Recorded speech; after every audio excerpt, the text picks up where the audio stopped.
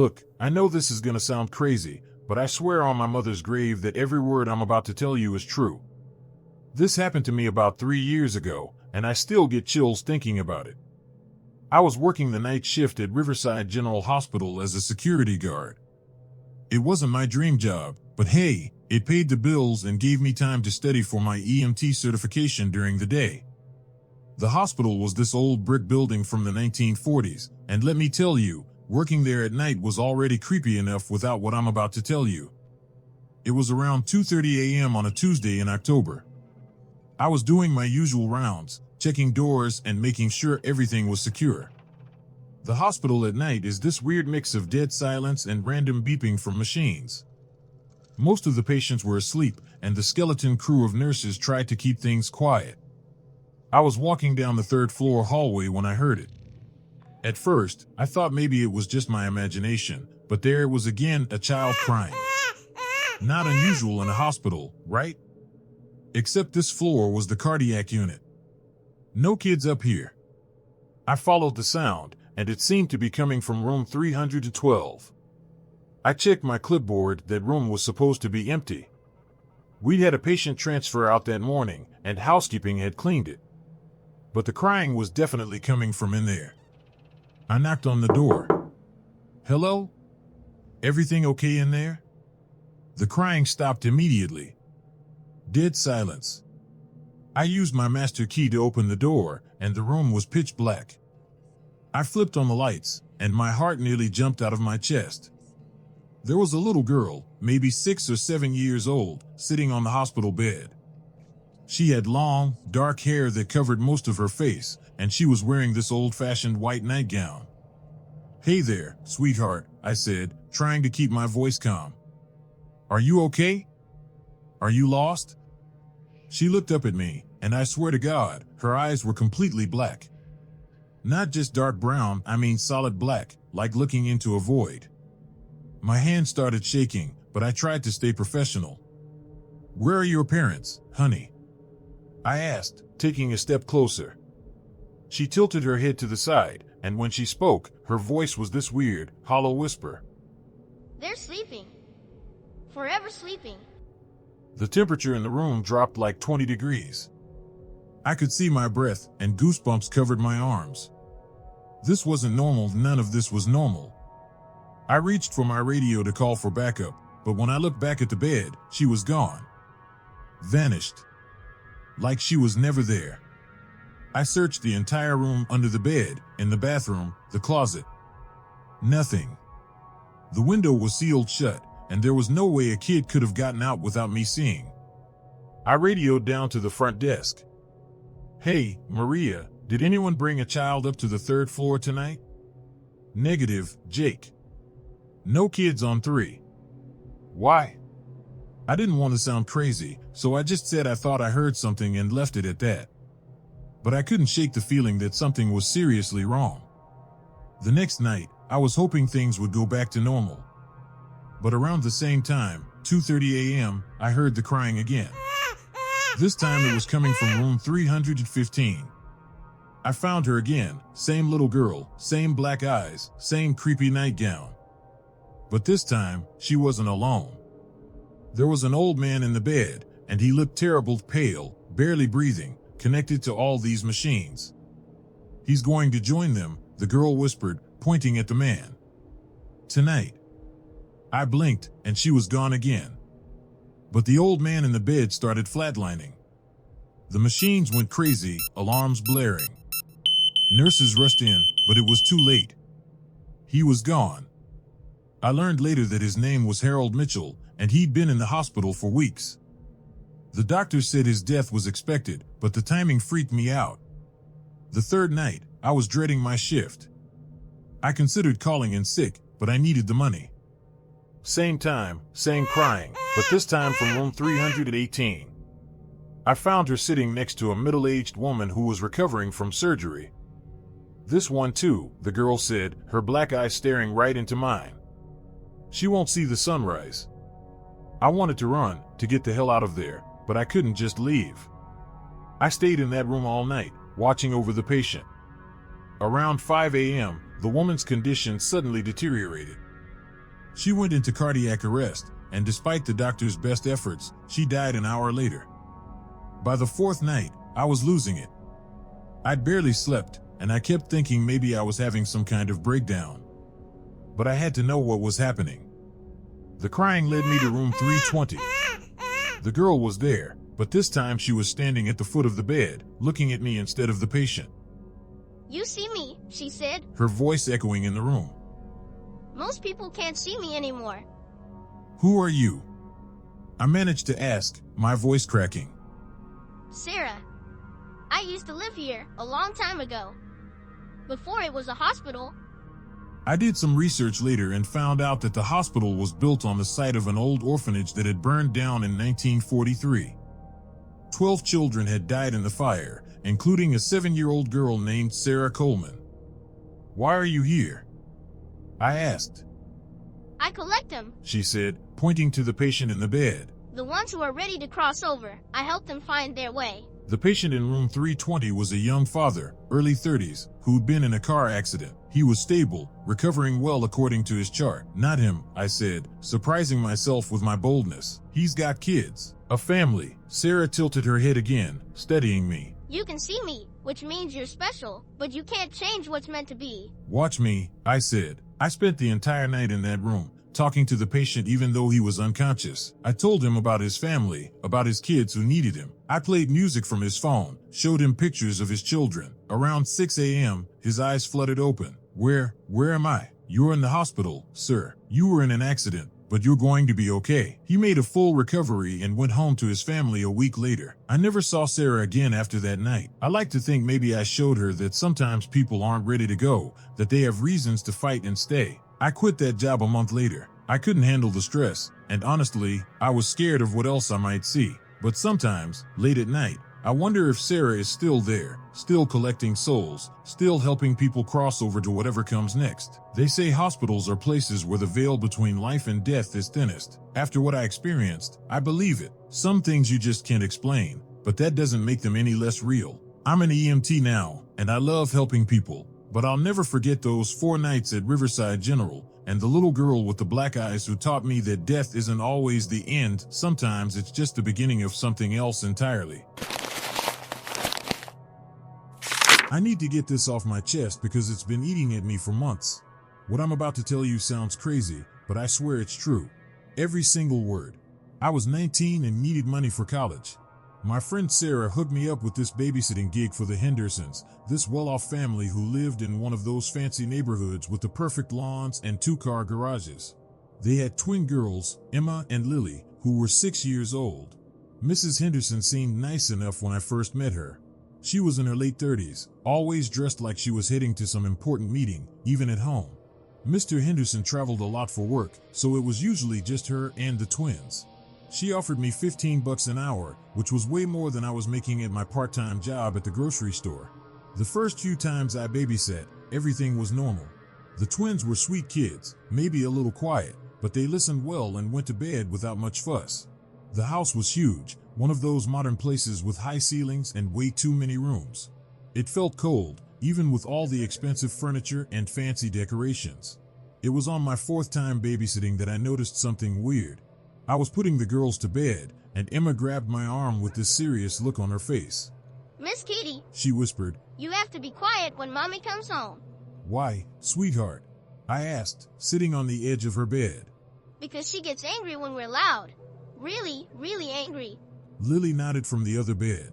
She puts us in the basement when we're bad. I figured kids exaggerate, right? Maybe Mrs. Henderson just gave them timeouts or something. But there was something in their eyes that made me uncomfortable. They looked scared. Mrs. Henderson came home around 11 that night, and I noticed she seemed different. She was usually polite, asking how the girls were and thanking me for coming. But this time, she barely looked at me. She just handed me my money and said goodnight in this cold, flat voice. As I was leaving, I heard her going upstairs, and then I heard her voice through the thin walls. She was talking to the girls, but her tone was harsh, angry. I couldn't make out the words, but it didn't sound like a normal conversation between a mother and her children. I probably should have said something, but I needed the money, and I told myself I was overreacting. Kids can be dramatic, and maybe Mrs. Henderson was just having a bad day. The next time I babysat, Mrs. Henderson was going to be out later than usual. Some work event that would keep her out until after midnight. The twins seemed more anxious than normal, clinging to me and asking me to read them extra stories. Around 9 o'clock, I was cleaning up the kitchen when I heard a noise from downstairs. The house had a finished basement that I'd never been in, and the sound was coming from down there. It sounded like someone moving furniture around, dragging something heavy across the floor. I called out, "Hello? Mrs. Henderson?" The noise stopped immediately. I figured maybe she'd come home early and was doing something in the basement. But when I checked the driveway, her car wasn't there. I went upstairs to check on the girls, and they were both in their beds, pretending to be asleep. But I could tell they were awake by the way they were breathing. "Emma? Lily? Did you hear that noise downstairs?" Emma peeked out from under her covers. "We're not supposed to go down there," she whispered. "Mommy says bad things happen to little girls who go in the basement." That sent chills down my spine. What kind of mother says that to her kids? I decided to investigate. I found the basement door in the hallway, and it was locked. But as I stood there, I could hear something again. Not furniture moving this time, but a faint sound like someone crying. I pressed my ear to the door, and the crying got clearer. It was definitely a child, and it sounded like they were in pain or really scared. My heart started racing. Were there other kids down there? I tried the door handle again, but it was locked tight. I looked around for a key, checking all the obvious places, but couldn't find one. The crying continued, and I was getting more panicked by the minute. I went back upstairs and asked the girls, "Are there other children in the basement?" Both girls stared at me with wide eyes. Lily started crying softly. "We don't talk about the basement," Emma said in that same whisper. "Mommy says if we talk about it, we'll have to go down there too." I was freaking out now. I didn't know what to do. Should I call the police? What if I was wrong and it was just the TV or something? But the crying sounded so real, so desperate. I decided to call my friend Sarah, the one who'd gotten me the job. Maybe she knew something about the family that I didn't. "Sarah, it's Katie. I'm at the Henderson house, and something weird is happening. I think there might be a kid locked in the basement." There was a long pause. "Katie, what are you talking about?" I explained everything to the crying, the locked door, the way the twins acted scared all the time. Sarah listened without interrupting. "Katie," she said finally, "I need to tell you something. I didn't want to freak you out, but the Hendersons had another daughter before the twins. Her name was Grace. She died when she was 7. My blood ran cold. What happened to her? Nobody really knows. The official story was that she fell down the basement stairs, but there were rumors. Some people said Mrs. Henderson had been acting strange for months before it happened, like she was having some kind of breakdown." The crying from the basement had stopped, but now I could hear footsteps. Slow, deliberate footsteps coming up the stairs. "Sarah, I have to go," I whispered, hanging up. The basement door was still closed, but I could hear someone on the other side, just standing there. My hands were shaking as I backed away from the door. That's when I heard Mrs. Henderson's car in the driveway. I ran upstairs and checked on the twins. They were both sitting up in their beds, looking terrified. "Is she home?" Emma asked. "Yes, but everything's going to be okay," I said, trying to sound calm. Mrs. Henderson came through the front door, and I met her in the living room. She looked at me with this strange expression, like she was studying me. "How were the girls tonight?" she asked. "They were fine. Perfect angels." "Good. Did you hear anything unusual while I was gone?" My heart was pounding. "No, nothing at all." She smiled, but it didn't reach her eyes. "That's good. Sometimes old houses make strange noises. People hear things that aren't really there." After she paid me, I couldn't get out of there fast enough. I never went back to babysit for the Hendersons again. I made up some excuse about being too busy with school. A few weeks later, I drove by their house just to see if everything looked normal. There was a for sale sign in the front yard, and the house looked empty. I asked around and found out that Mrs. Henderson had moved away suddenly, taking the twins with her.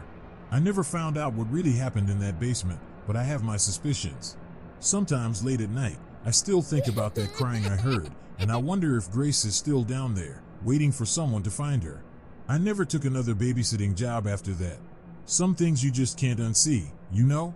And some families have secrets that are better left buried. I've been delivering for DoorDash for about 2 years now, and let me tell you, you see some weird stuff doing late night deliveries. But nothing prepared me for what happened last month. I'm still trying to process it all, and honestly, I'm not sure I'll ever feel the same about driving at night again. It was a Thursday, around 11:30 p.m. I was planning to call it a night after one more delivery when this order came through. The payout was decent, $42 for what looked like a pretty standard Chinese food order. The address was in this rural area about 20 minutes outside town, but hey, good money is good money. I picked up the order from Golden Dragoned beef and broccoli, sweet and sour pork, the usual stuff. The restaurant owner, this elderly Chinese man I'd seen dozens of times, seemed nervous as he handed me the bags. He kept glancing at the receipt and shaking his head. "You sure you want to go out there?" he asked, his accent thick but his concern clear. "Why wouldn't I?" I replied, already heading toward the door. He didn't answer, just watched me leave with this worried expression that stuck with me as I drove. The GPS led me further and further from town, down these winding country roads I'd never been on before. My phone signal got weaker with each mile, and the darkness seemed to press in from all sides. No streetlights, no other cars, just my headlights cutting through the blackness. After about 25 minutes of driving, I finally reached the address. It was this old farmhouse set way back from the road, connected by a long dirt driveway. The house looked abandoned, peeling paint, broken shutters, weeds growing everywhere. But there was a single light on in an upstairs window, so I figured someone was home. I parked and grabbed the food, walking up to the front porch. The wooden steps creaked under my weight, and I noticed the front door was slightly ajar. I knocked and called out, "DoorDash delivery." No response. I knocked again, louder this time. "Hello? I have your Chinese food order." Still nothing. But I could hear something from inside the house, a faint sound like someone moving around upstairs. I pushed the door open a little wider and called out again. "I'm just going to leave your food on the porch," I said, setting the bags down. That's when I heard it. A woman's voice, very faint, coming from somewhere inside the house. It sounded like she was saying, "Help me." My first instinct was to leave. Something about this whole situation felt off. But what if someone was actually in trouble? What if there was a medical emergency or something? I pulled out my phone to call 911, but I had no signal. Great. I pushed the door open wider and stepped inside. "Hello? Is everything okay?" The house smelled musty, like it had been closed up for years. My eyes adjusted to the darkness, and I could make out a staircase leading to the second floor. The voice came again, clearer this time. "Help me, please. I can't get out." It was definitely coming from upstairs. I climbed the stairs slowly, using my phone's flashlight to see. The wooden steps groaned with each step, and I kept thinking about how stupid this was. But the woman sounded desperate, scared. At the top of the stairs, there was a long hallway with several doors. The voice was coming from the last room on the right. I approached carefully, my heart pounding. "Ma'am? Are you okay in there?" "Yes, I'm stuck. The door won't open. Can you help me?" I tried the door handle, and it turned easily. The door swung open, and I stepped inside with my flashlight raised. The room was empty. Completely empty. No furniture, no person, nothing. Just bare walls and a dusty floor. But I had clearly heard the woman's voice coming from this room. "Hello?" I called out, confused and starting to panic. That's when I heard footsteps behind me. I spun around, and there was a man standing in the doorway. He was tall and thin, wearing overalls and a baseball cap pulled low over his face. In the dim light from my phone, I could see his smile, but it wasn't friendly. It was cold, predatory. "Thanks for coming inside," he said, his voice calm and measured. "Makes this a whole lot easier." I tried to push past him, but he blocked my way. "Look, I'm just trying to deliver food. I'll leave it downstairs and go." "Oh, you're not going anywhere," he said, pulling something from his pocket. It was a rope, already tied into a noose. My blood turned to ice. This wasn't a delivery, it was a trap. Someone had used a fake account to lure me out here, to this abandoned house in the middle of nowhere. I backed away from him, my mind racing. There was a window in the room, but we were on the second floor. The man stepped closer, still smiling that horrible smile. "Don't make this harder than it needs to be," he said. "I've done this before. You're not the first delivery driver to take a wrong turn out here." That's when I noticed something that made my stomach drop. On the floor in the corner of the room, partially hidden under some old newspapers, was a phone. And next to it, a DoorDash delivery bag. I wasn't the first. The man lunged forward, and I dodged to the side, making a desperate run for the window. I grabbed a piece of broken floorboard and smashed it against the glass. The window shattered, and without thinking, I climbed out onto the roof.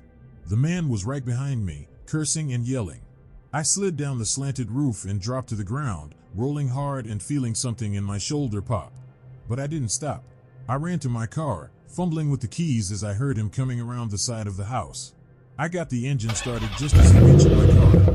He slammed his fist against the driver's side window, trying to grab the door handle. I floored it, spinning wheels in the dirt as I tore down the driveway. In my rearview mirror, I could see him standing there in the headlights, watching me drive away. He wasn't running after me or anything, he was just standing there, like he knew I'd be back eventually. I drove straight to the police station, my hands shaking so badly I could barely steer. I told them everything, and they sent officers out to the house. But when they got there, it was empty. No sign of the man, no evidence of what had happened. Even the broken window had been boarded up. The cops found the phone and delivery bag I'd seen, though. They belonged to a driver named Marcus who'd gone missing 3 weeks earlier. They're still looking for him. I quit DoorDash the next day. I couldn't handle the thought of getting another late-night delivery, wondering if it was real or another trap. Sometimes I wonder how many other drivers have gotten that same order, how many have driven out to that house expecting to make $42 and never came back. The police told me they're investigating, but I know they don't have much to go on. The account that placed the order was fake, paid for with a stolen credit card. The house belongs to some family that lives in Florida. They had no idea someone was using it. I still drive at night sometimes, for my regular job, but I'm always looking over my shoulder, always checking my mirrors. Because I know that man is still out there, still placing fake orders, still waiting for the next driver to take a wrong turn down that dark country road. And the worst part? I keep thinking about that woman's voice, asking for help. Was it a recording? Was it him disguising his voice? Or was there really someone else in that house, someone who needed help that I couldn't give? I guess I'll never know.